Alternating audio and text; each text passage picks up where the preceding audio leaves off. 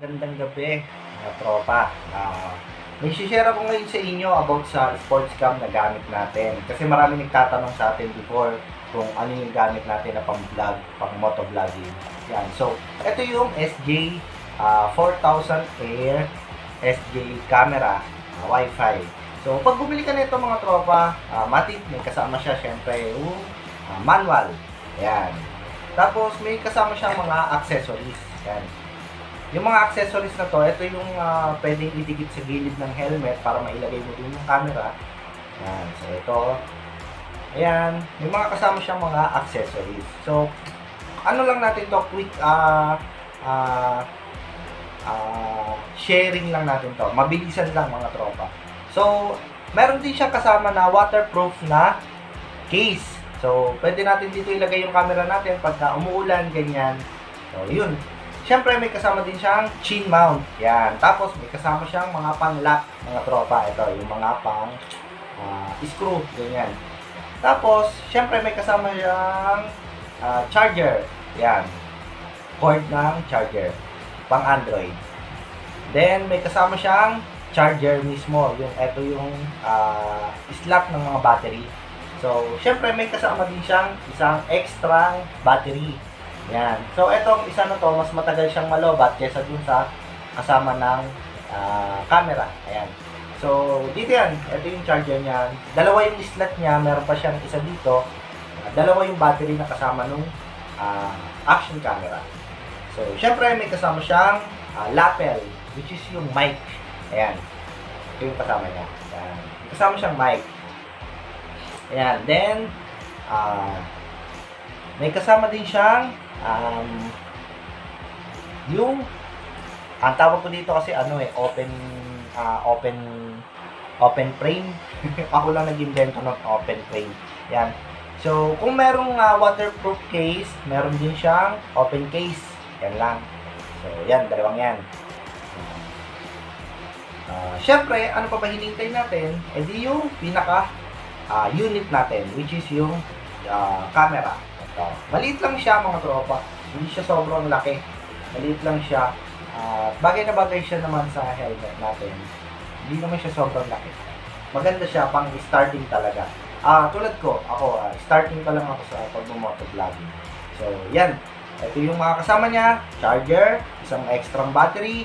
Memory card nga pala, may kasama siya 32 GB. Yan, pag bumili ka. Tapos, waterproof case, chin mount, at mga accessory. Yan, mga accessory, charger, cord, tapos open case, mic, lapel. Yan.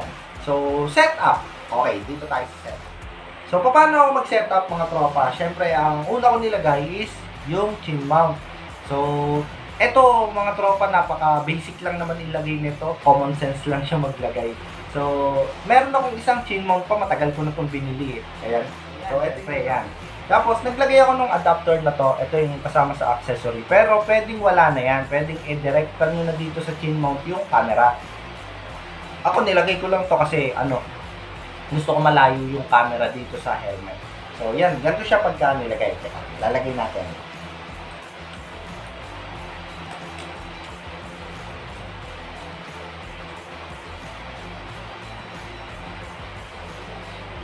Yung camera. So, yan. Mga tropa, ganyan na itsura niya pagka nakalagay siya sa helmet natin. Medyo malayo yung gap niya dito sa baba.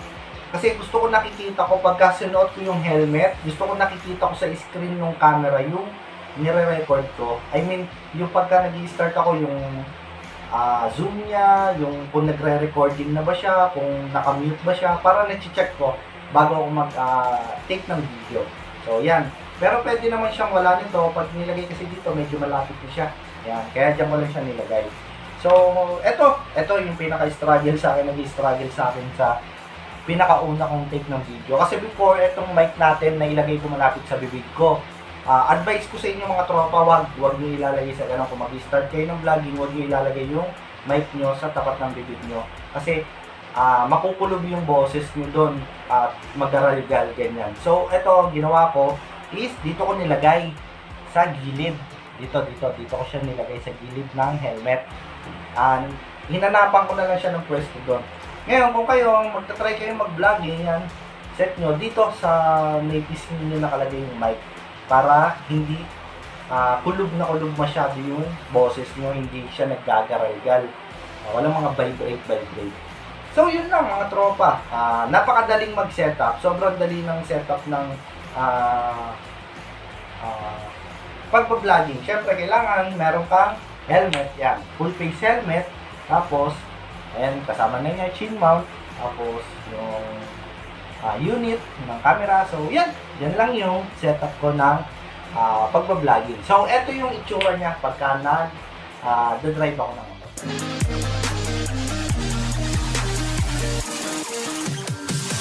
I'm holding on for you to come around. I've waited for so long, I've run aground. So, yun mga tropa, bali, ayan, eto, ganito itsura niya naman pagka nakasuot sa akin.